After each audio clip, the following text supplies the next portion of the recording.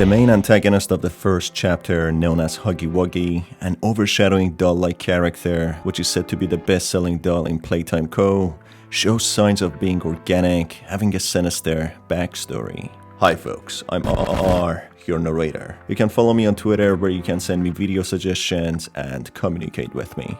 This video will have spoilers throughout. With that in mind, let's begin.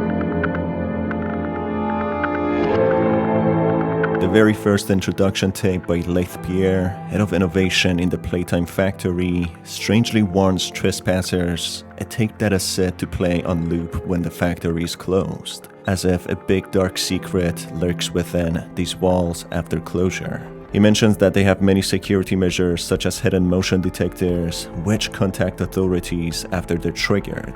He continues that it's one of the tame aspects of their security, meaning that they have more hostile security measures. Although Leith does not mention what other security measures they have at place, it heavily indicates that Huggy Wuggy, the hostile killer doll, is yet another measure of security, who downright devours intruders. This idea is further fortified when Huggy is motionless when the factory is shut with no electricity running, but when the protagonist restarts the power, Huggy starts moving and chases after the protagonist with the only goal to stop him from investigating further. Huggy, therefore, could have been a security measure set in place to stop the trespassers, something we will get back to later. Standing in the middle of the room as a display, an informative board breaks down the history of Huggy Wuggy. Written in 1984, Huggy Wuggy was brought to life as a companion doll which could hug its owners forever. Hence why the long limbs. It's mentioned that it since became the best-selling toy and the most popular, explaining why it's put on display as a much larger than usual mascot. Huggy has few rows of sharp teeth and seemingly consumes trespassers. Alongside the death scene when Huggy falls and hits the rail guards, blood splatters, indicating that Huggy is an organic being despite its looks that it's a stuffed plush toy. Huggy has functional organs just like humans, able to consume and digest its prey presumably, and hence has circulatory system producing blood when it's hurt. Through the final black tape, the protagonist learns about the nature of the company and what it has been doing in late hours after closing time. The scientist making a recording talks about a prototype experiment he labeled as the experiment 1006. He mentions that coordination and cooperation are within the experiment skill sets, just like the other experiments. After one of the death scenes, a text shows up reading experiment 1006 and a question quoting, "Isn't he wonderful?" There have been many theories before that experiment 1006 is addressed towards the protagonist and some towards the killer Huggy. I personally believe experiment 1006 is addressed to be Huggy, as the rest of the death scene lines directly speak to the protagonist, rather than addressing him or her in third person. Therefore, asking a question about a third person, "Isn't he wonderful?" indicates that experiment 1006 is indeed the killer Huggy. The scientist conducting the experiments who recorded a tape mentions that experiment 1006 is a prototype of its kind and has the skill set of cooperation and coordination.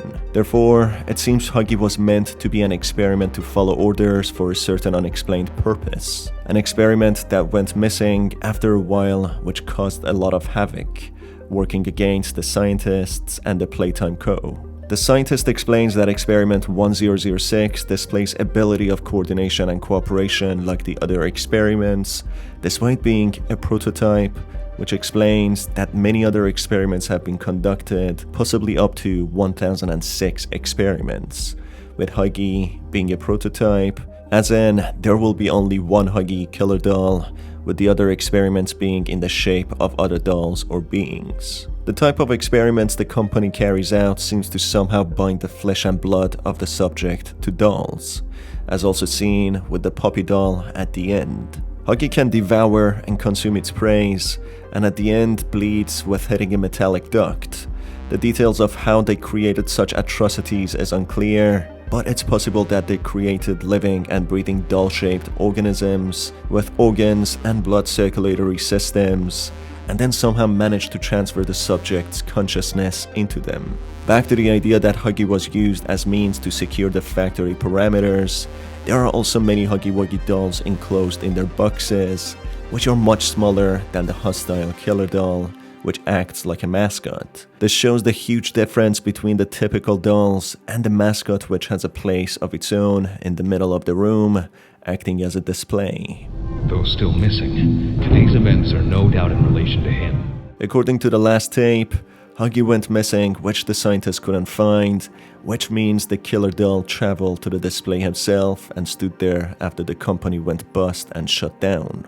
The scientist mentions that they shouldn't make the same mistake next time and securely dispose of experiments in contained rooms, indicating that the killer Huggy was irresponsibly let to roam around and even possibly used on the display, deterring any trespassers from entering the premises after closing time, something they would regret later on. Huggy also specifically becomes activated after the power is on and the protagonist travels past the reception area, and its nature of hostility displays it was designed that way to stop any intruders discovering the company's dark and twisted secrets. Huggy, unlike Puppy, doesn't appear to talk or have higher cognitive abilities, purely chasing after intruders and presumably killing them, hence why it was a prototype, an experiment aimed to be a hostile security measure unlike previous experiments. The scientists stripped it of any higher rationalizing abilities purely to destroy intruders without discrimination.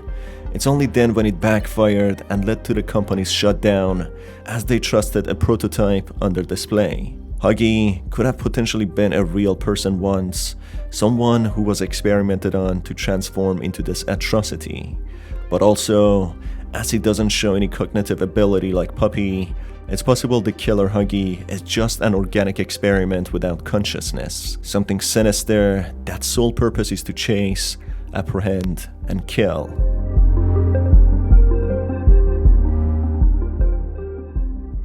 If you enjoyed this video, you can stay tuned by hitting the subscribe button and the notification bell for more theories about Puppy Playtime and other types of videos. It's been your host Star. Until the next video, have a fantastic day.